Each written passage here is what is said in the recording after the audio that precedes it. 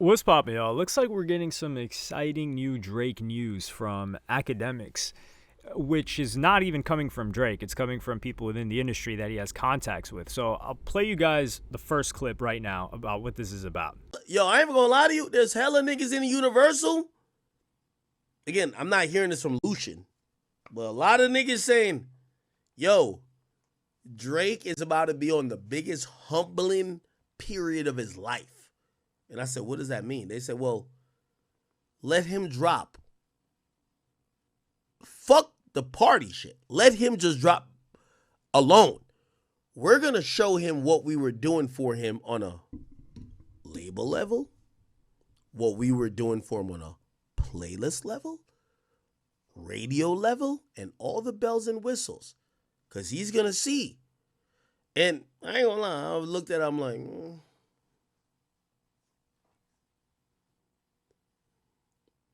I don't fully believe that.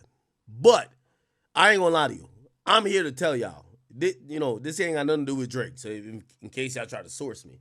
So as you guys just heard, and this has been a rumor for a while, that February was going to be when Drake and Party Next Door were going to drop their upcoming collab album, mixtape. We'll just call it a collab album. And Akademiks didn't believe that this was going to happen, which is fair, especially with Drake having this lawsuit going back and forth with UMG and then pulling it out, then suing again. It's why would they let him drop, right? But then he goes on to give the reasoning for why they would let him drop and why it would be in Drake's best interest not to drop. So they're begging. This is why the Weeknd is baiting and trolling him like, oh yeah, you're gonna drop on our date. Drake was never gonna drop on that date. But they trolling Drake because they want Drake to drop the project with Party. And I ain't gonna lie to you, this is what I've heard from the industry.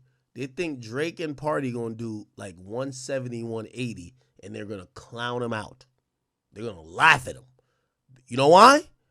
Because people are like the Weeknd are sizing himself up to be a competitor, and the Weeknd gonna do like 300, 400. So we gonna laugh at this nigga to be like, you thought you could vote with me? And you doing that? I think this makes perfect sense. But this is the thing. Akademiks is talking from the perspective of a Drake fan. The idea that Drake is bigger than The Weeknd is not an idea. It's not rooted in reality. That's been over for 4 or 5 years now. Like, just these Drake stans love running the numbers, especially when it comes to Drake versus Kendrick Lamar. They're like, yo, Drake's outstreaming Kendrick Lamar. Yeah, Kendrick Lamar's got like, 4 albums? Drake's got 10, 11 projects, including mixtapes, albums, whatever the case may be. So obviously somebody with a bigger catalog is going to stream more. It's like YoungBoy having more platinum plaques than somebody. YoungBoy's dropped way more songs. Same thing with Future. They're like, oh, Future has more platinum certifications than Justin Bieber, Ariana Grande, this artist. Yeah, Future's dropped a lot more than them. So if you drop more and you're somewhat of a big artist, you're going to accumulate more streams. With The Weeknd, though, The Weeknd, you could say, he's dropped as much or potentially a little bit less than Drake. And The Weeknd is bigger globally. People are comparing Weeknd sales, in particular, the one where he was compared to Gunna, where he did like 150 something K. It wasn't After Hours. It was the album that had him as an old man as the cover. So that one, I forgot it was the 80s album. You guys know what I'm talking about. But that album ended up doing Dawn FM. It ended up doing like 100, I don't know if it was 150, 175, 180, whatever the case may be. But the thing is, The Weeknd is doing stadium tours around the world, and the actual world, not just Europe, Australia, and the US, Canada. No, he's out there in Asia. He's out there in South America. He's out there, I don't know if he went to Mexico, but he's doing bigger shows across the world, and he's got 117 million monthly listeners to Drake's 73 right now. Are we really going to try to run this narrative? Like, listen, this is not a Drake Kendrick Lamar thing at all. So let's just be honest. Drop your torches, drop your flags, whatever flags you guys got, Union and Confederacy over here with this Kendrick Drake stuff. are we really trying to pretend that Drake is somehow bigger than The Weeknd? You have to be a delusional Drake stan to even try to make this claim. The Weeknd is a superstar, is a megastar. This guy's better. Would I say better music? I don't know. I really, really love The Weeknd's music, but I'm kind of biased. Like I love hip hop, I love rap, and Drake provides a lot more of that than The Weeknd. So we got to be fair there. And also for everyone that's talking about like, yo, when's the video on the Akademiks situation coming in? Man, it's coming. All right, like I'm not ducking it. Also, go to helloyassine.com, sign up if you want it's free. Just my thoughts. I say things earlier there. It's not spam, I promise. Just go there. You'll get my early thoughts on things. Because sometimes I'm just trying to make a full video on everything that happened at once and new things keep coming. But regardless, this UMG thing, I think this was a brilliant move from UMG. Because what Drake stands use the most is, man, he's selling more records. He's got more plaques. He's done more numbers. So if they pull the rug, and 170K I think is a big overestimate.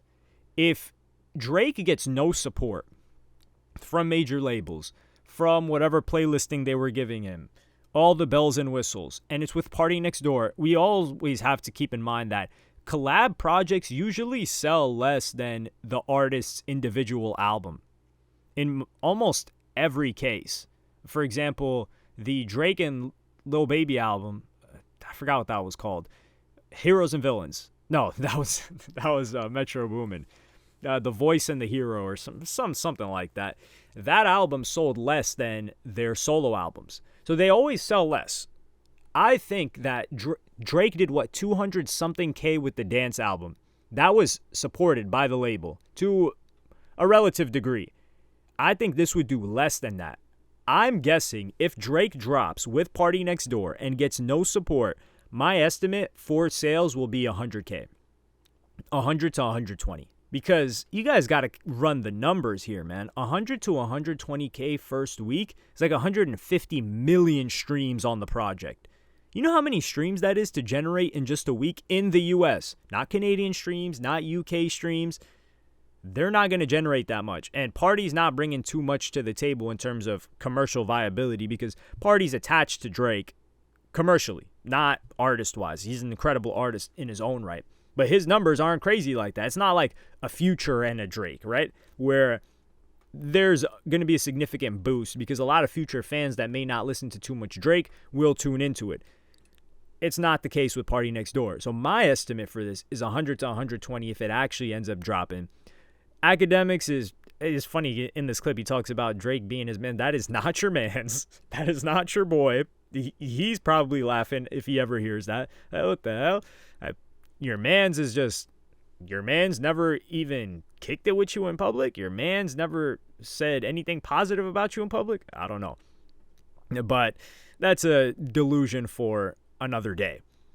But I want this project for me. So I don't want it to leak either because I like both of these artists. I don't like music leaking. But I want to hear this music, and I also want to hear it be received by as many people as possible. And if he does this while the UMG lawsuit and them airing out, not his dirty laundry, but if Drake flops and they start running promos that he flopped, you got to think there's gasoline to be put on the flame. Because if they did this a couple of years ago when Drake was more favored, and there wasn't this hate mob, which is Kendrick stans, that are ready to amplify anything negative about Drake like they're doing about these tour dates in New Zealand, which is a tiny country. But anyway, that's I don't even think that'll be a video topic. That's too short. That's something that I would talk about on helloyassine.com, which is just like a daily email thing. Because it's so short. But there's somebody that's going to amplify it. Before, they're like, okay, like, why is the label's trying to ruin Drake? Look at it. They made sure that he didn't sell as much, and now they're trying to run bad press on him. Like, we got to go against the big bad label. But now Drake's the villain. So if the label starts spreading this message that, oh man, Drake sold this much and the Weeknd's about to do this much, people are going to start clowning him. The Weeknd's going to start clowning him. XO's going to start clowning him with their subs. People are going to run those subs out, subliminals. And everybody's just going to keep clowning him. And Drake stans won't have a leg to stand on because what are they going to say now? Oh man, like the label, like what are you going to do now? You're going to say Drake makes better music than The Weeknd? Okay, Kendrick stans are going to be on top of this. I don't think Kendrick Lamar will or should address Drake anymore unless he wants to keep doing victory laps. I don't think people are tired of it. It would definitely get him more attention if he's going to lead it into whatever project he has coming out. Because whilst GNX songs are still performing well, it feels like people enjoy the album. I enjoyed the album. I'm trying to figure out if it had the impact that Mr. Morale did or the staying power that Mr. Morale did. But we are in a new time where the staying power of the majority of albums, the half-life has been significantly reduced for most projects. But I hope this gets released after whatever Drake has going on with UMG is resolved, because I don't want Party Next Door to get screwed from this. That's really what I care about. Party Next Door, I love the guy as an artist. Love the guy's music. And I've been listening to him for, a decade now? Longer than a decade. Maybe 2013, since the first PND project. And for his biggest moment with Drake on OVO to be an album that's going to be used as a flop and pushed that way is just disappointing, and he deserves better than that. But let me know what you guys think in the comments. Like, subscribe, and hit the notification bell if you enjoyed. Follow me on Twitter and Instagram. Thank you for watching. Peace.